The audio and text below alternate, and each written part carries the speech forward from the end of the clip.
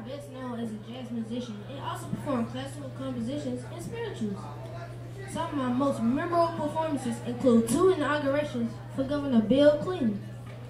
I started my music education at home with my mother.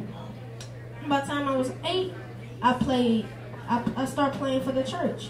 By the time I was 12, I played my first recital.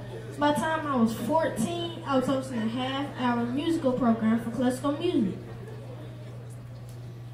I got my music bachelor's degree from Arkansas A&M, now known as University of Arkansas at Pine Bluff.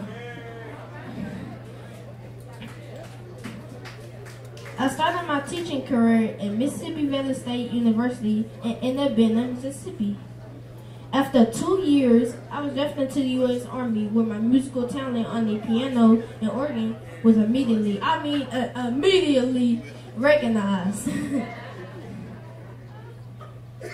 I came back to Little Rock in the late 1950s, where I started teaching vocal music lessons for Parkview High School, Philander Smith College, and Horseman High School. For extra income, I played jazz in the evenings, sometimes as a single, but most of the time as a group. My group was in great demand, especially for weddings, country club affairs, and city and state affairs.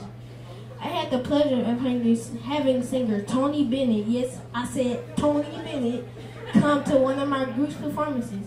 Some other entertainers such as Art Van Dam and Julius LaRosa came to some of my group's performances also. Despite being known as a jazz musician, I also used some of my time with classical music.